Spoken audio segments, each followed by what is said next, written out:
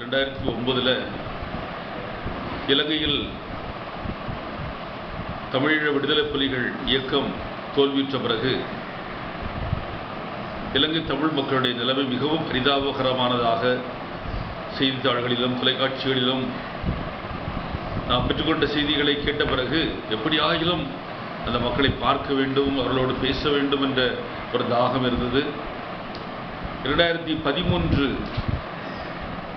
August மாதத்தில் ஒரு அழைப்பு கிடைத்தது. ஆகவே நான் அந்த அழைப்பை ஏற்றுக்கொண்டு கிளிநொச்சி பக்கத்தில் இருக்கிற வலைப்பாடு என்கிற ஒரு மீனவ கிராமத்தில் நற்செய்தி அறிவிப்பதற்காக நான் சென்றிருந்தேன். இந்த 10 நாட்களும் என்னால் மறக்க முடியாத அனுபவங்கள். 2009 போரின் பொழுது அந்த தேவாலயமானது இலங்கை இராணுவத்தால் தரைமட்டமாக்கப்பட்டிருந்தது. இந்த அருமையான மக்கள், தமிழ் மக்கள் தங்களது மீன்பிடித்தல் உழைப்பின் பலனால் அருமையான தேவாலயத்தை எழுப்பியிருந்தார்கள். ஆகவே போருக்கு பிறகு முதல் முறையாக திருவிழா கொண்டாடுகிறபடினால் என்னை அழைத்திருந்தார்கள். அந்த மக்களோடு பேசுகிற பொழுது, குடும்பங்களை சந்திக்கிற பொழுது ஒவ்வொரு வீட்டிலும் ஒரு சோக கதை. அப்பா இல்லை, அம்மா இல்லை, அண்ணன் இல்லை, தம்பி இல்லை, ஒருவர் இறந்து விட்டார், ஒருவர் காணாமல் போய்விட்டார், ஒருவருக்கு கை இல்லை. அவருடைய செய்திகள் எல்லாம் கேட்கிற பொழுது உள்ளம் உடைந்து போனது. எவ்வளவாய் கொடுமையான பாதைகளை எல்லாம் கடந்து சென்றிருக்கிறார்கள். அந்த செல் அட்டாக் என்று சொல்லக்கூடிய ஒரு பெரிய குண்டு திடீரென்று விழுகிற நேரத்தில், அந்த குண்டு விழுகிற நேரத்தில் அந்த குண்டிலிருந்து பல நூற்றுக்கணக்கான கூர்மையான கத்திகள் எல்லா இடமும் வேகமாக செல்கிறது. சுமார் 1/2 கிலோமீட்டர் தூரத்திற்கு விரைந்து செல்கிறது. ஒரு பெரிய மரத்தை கூட சீவிவிடும். இந்த கத்தியானது விரைந்து வருகிற பொழுது கண்ணில் கண்ட எல்லாரையும், சில பேருக்கு தலையை வெட்டி விடுகிறது, சில பேருக்கு வயிறு பகுதி, சில பேருக்கு கை என்று இப்படியாக ஊனமாக்கப்பட்ட மக்களாக, உள்ளம் உடைந்தவர்களாக, அநேக குடும்பங்கள் அனாதைகளாக, தங்களது வாழ்க்கையிலே ஒரு பெரிய ஒரு இடர்பாட்டையும் வேதனையும் அனுபவித்த மக்களாக அவர்கள் இருந்தார்கள். ஆனாலும் கூட அவர்களது உள்ளத்தில் அசைக்க முடியாத ஒரு வைராக்கியமும் இருந்தது. எல்லாவற்றையும் இழந்த அந்த நேரத்திலும் கூட சாப்பிடுவதற்குத்தான் வாய் திறக்கலாம் என்று சொல்லப்படக்கூடிய ஒரு அடிமைத்தனமான காலத்தில் கூட சுதந்திரமாக எதையும் பேசிவிடக்கூடாது, பேச முடியாது. ஒரு காரியத்தை பேசுகிறதா இருந்தால் அங்கும் மிகவும் எட்டி பார்க்க வேண்டும். யாராவது கவனிக்கிறார்களா, உளவாளிகள் இருக்கிறார்களா, சொல்லிக் கொடுத்து விடக்கூடிய தமிழ் மக்களும் ஒரு சில பேர் இருப்பார்களே என்று சொல்லி பயந்து தான் பேசுவார்கள். ஆனாலும் கூட அவர்களது உள்ளத்தில் அணையாத ஒரு வைராக்கியம், தீப்பந்தம் எரிந்து கொண்டிருக்கிறது. எப்படி ஆகிலும் நாங்கள் தனி நாடு அடைந்தே தீர்வோம். எங்களுக்கு இல்லாத ஒன்றை நாங்கள் கேட்கவில்லை, எங்களுக்கு உரியதைத்தான் கேட்கிறோம். இந்த இலங்கையினுடைய பூர்வீக குடிகள் நாங்கள், இயக்கர் நாகர் என்று சொல்லக்கூடிய மக்கள் தான் பூர்வீக குடிகள், தமிழர்கள். காலம் காலமாக தமிழர்கள், தமிழ் மன்னர்கள் தான் இலங்கையை ஆட்சி செய்திருக்கிறார்கள். அதற்கு வரலாறு இருக்கிறது. சிங்களர்கள் தான் பூர்வீக குடிகள் என்று சொல்லக்கூடிய ஆதாரத்தை பொய்ப்புனைந்து தருவதற்காக சிங்களர்களால் உருவாக்கப்பட்ட மகாவம்சம் என்ற நூலில் கூட விஜயன் என்பவன் இந்தியாவின் வடபகுதியிலிருந்து வந்தான். அப்பொழுது இலங்கையை குவேரி என்ற பேரரசி ஆண்டு வந்தாள் என்று அவர்கள் புத்தகத்திலே எழுதப்பட்டிருக்கிறது. அப்படியானால் ஒரு பேரரசி, தமிழ் பேரரசி இருந்தால் ஏற்கனவே தமிழினம் இருந்தது என்றுதானே ஆக அந்த புத்தகம் மறைமுகமாகி சொல்லிவிடுகிறது. ஆகவே இது உலகத்தாலும் ஏன் சிங்களர்களாலும் மறுக்க முடியாத ஒரு உண்மை. ஆகவே எங்களது நாடு, எங்கள் பகுதி, நாங்கள் ஒடுக்கப்பட்டு விட்டோம். தமிழ் மக்களுக்கு இயல்பாகவே வந்தாரை வாழ வைக்கிற, வந்தாரை ஆதரிக்கிற, தீமை செய்தவர்களுக்கு நன்மை செய்கிற நல்ல குணம் தமிழர்களுக்கு இயல்பாகவே உண்டு. ஆனால் தமிழர்களிடம் இருக்கிற ஒரு மிகுந்த குறைபாடு, அளவுக்கு மிஞ்சின இரக்கம் காட்டி விடுகிறார்களோ என்னவோ. ஆண்டோட வார்த்தை சொல்கிறது, சில பேருக்கு இரக்கம் காட்டும் பொழுது எச்சரிக்கையாயிருங்கள் என்று சொல்லி. ஒருவேளை அளவுக்கு மிஞ்சின இரக்கம் காட்டியபடினால் உள்ளதையும் இழந்து போனார்களோ. ஆக வந்தாரை வாழ வைக்கிற இனம், வந்தாரை ஆள வைக்கிற இனமாக இலங்கையில் மட்டுமல்ல தமிழ்நாட்டிலும் எல்லா இடங்களிலும் அப்படித்தான் ஆகிவிட்டது. உலகெங்கும் பரவி கிடக்கிற தமிழர்களுக்கென்று ஒரு நாடில்லை, நாம் இல்லாத நாடில்லை, நமக்கென்று ஒரு நாடில்லை என்று சொல்லுகிற அளவுக்கு மிகுந்த வேதனையான பாதையில் மக்கள் இருக்கிறார்கள். கிமு 6ஆம் நூற்றாண்டில் தான் இந்தியாவின் ஒரியா மாநிலத்தில் ஒரு பெரிய போக்கிரி வீணன் இருந்தான், விஜயன். அரசாங்கம் எவ்வளவோ தண்டனைகளை கொடுத்தும் அவரை கட்டுப்படுத்த முடியவில்லை. இனிமேலும் அவன் இந்த நாட்டில் இருந்தால் நாடு சீரழிந்து போய்விடும் என்று சொல்லி கொடிய தண்டனை கொடுப்பதன் அடையாளமாக அவனை கொன்றடிக்க வேண்டும் என்பதற்காக அவரை ஒரு மரக்காலத்தில் கட்டி கடலில் தள்ளிவிட்டார்கள். ஆனால் அந்த நீரோட்டத்தின் காரணமாக 12 நாட்கள் கழித்து அந்த மரக்காலமானது அவன் கட்டப்பட்ட மரக்காலத்தில் இலங்கை கடற்கரையோரத்தில் மயங்கி விழுந்து கிடந்தான். மீனவர்கள் இறக்கம் கொண்டு அவனை அரசியிடம் தூக்கி வந்தார்கள். அந்த பேரரசி குவேனி, அவள் இறக்கமுள்ளவள், தமிழ் பெண் அல்லவா, இறக்கம் கொண்டு தன்னுடைய அரண்மனையிலேயே வீடு உணவெல்லாம் கொடுத்து பராமரிக்க சொல்கிறாள். அவனும் நல்லவனைப் போல நடிக்கிறான். அவனுடைய பிறப்பு குணத்தை அவன் காட்டவில்லை. அவரை படைத்தளபதி ஆக்குகிறாள். அவன் மேல் காதலும் கொள்கிறாள். அவரை திருமணம் செய்கிறாள். நம்ம திருமணமான மறுநாளே விஜயன் அரசனாகிவிட்டபடியினால் தமிழ் பேரரசி குவேனியை சிறைச்சாலையிலே போட்டு விடுகிறான். தமிழ் பெரியவர்கள் எல்லாம் கொல்லுகிறான். தனது நாட்டு மக்களை, ஒரியா மக்களை தோணியில் பல நூறுகளாக கொண்டு வந்து குடியேற்றம் செய்கிறான். அதுதான் சிங்கள இனம். இப்படியாகத்தான் படிப்படியாக சிங்கள இனம் வளர்ந்து அந்த காலத்தில் இருந்து இந்த காலம் வரை தமிழ் மக்களை, தமிழ் இனத்தை கூண்டோடு ஒழிக்க வேண்டும் என்பதுதான் அவர்களது இலக்காக, ஒரு கோரிக்கையாக இருக்கிறது. கடந்த காலங்களிலே நடந்த கலவரங்களிலும் நடந்த வன்முறைகளையும் பார்க்கிற பொழுது மனிதம் செத்துப்போனது என்றுதான் சொல்ல வேண்டும். வீட்டுக்குள் புகுந்து பெண்கள், முதியவர்கள், குழந்தைகள் என்று பச்சிளம் குழந்தைகள் என்று யாரையும் பொருள்படுத்தாமல் அவ்வளவு பேர் வெளியே இழுத்து வந்து சுட்டுக் கொள்கிறார்கள். குழந்தையை தூக்கி போட்டு குறிபார்த்து சுட பழகி இருக்கிறார்கள். தவறி கீழே விழுந்து விட்டால் துணி துவைக்கிறதை போல காலை பிடித்து தரையில் அடித்துக் கொண்டிருக்கிறார்கள்.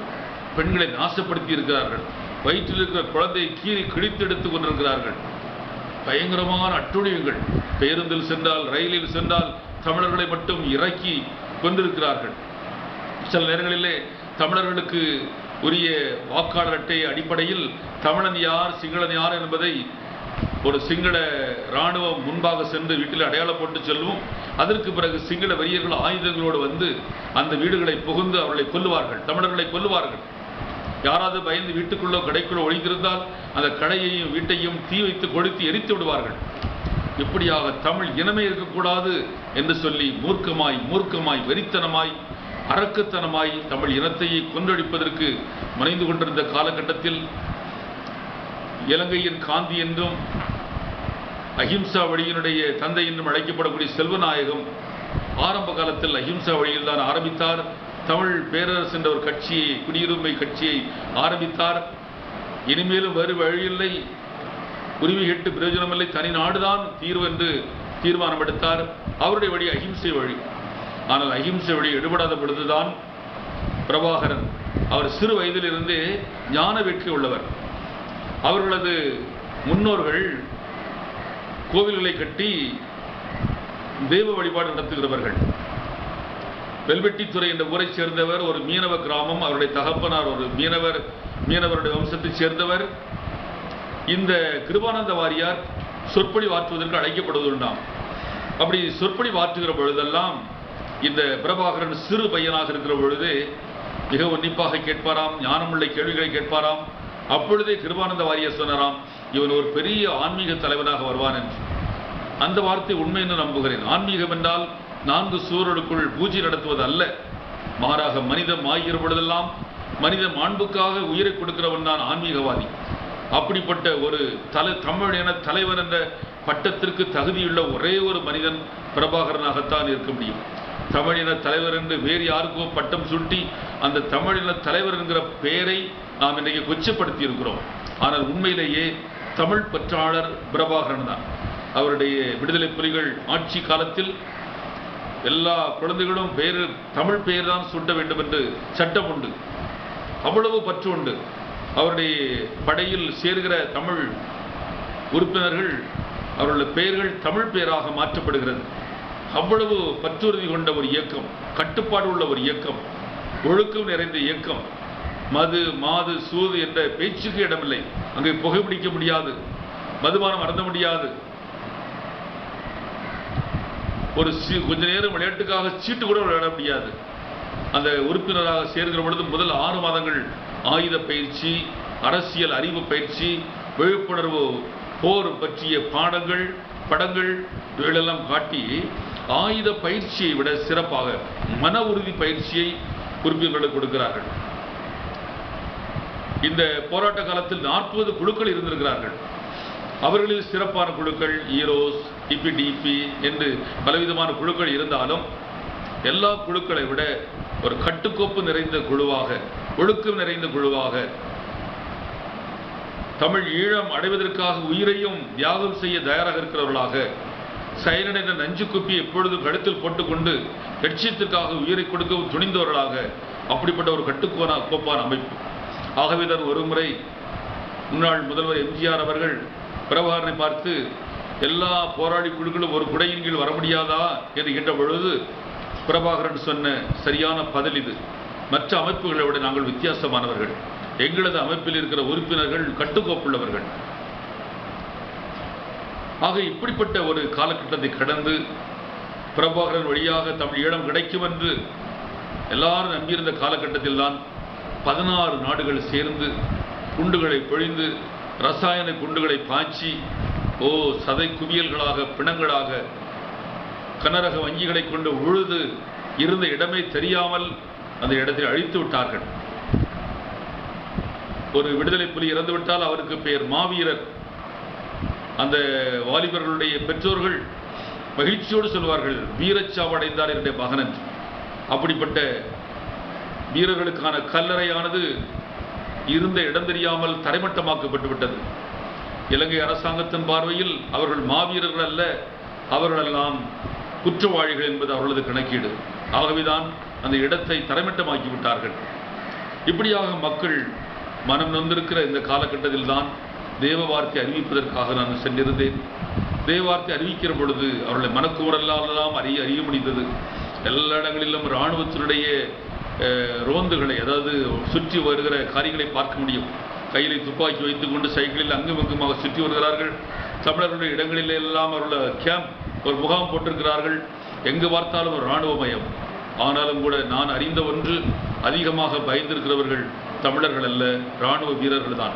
மீண்டும் விடுதலை புலிகள் இயக்கம் வந்துவிடுவோ, புலிகள் மக்களுக்குள் இருந்து புறப்பட்டு விடுவார்களோ என்ற பயம் இருக்கிறதை தவிர தமிழ் மக்களுக்குள் பயமில்லை.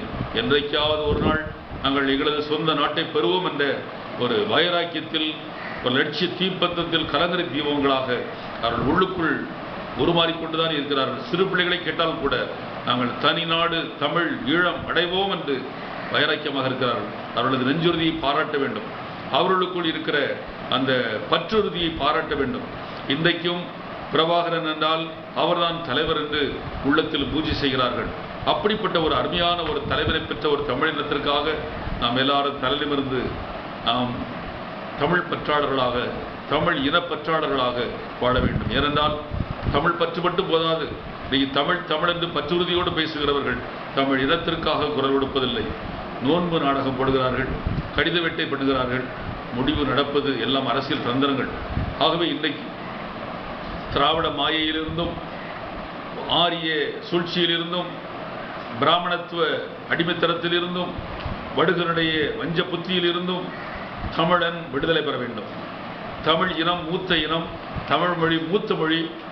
அதுவே நம்முடைய தாரக மந்திரமாக, இதே துடிப்பாக மாற வேண்டும்.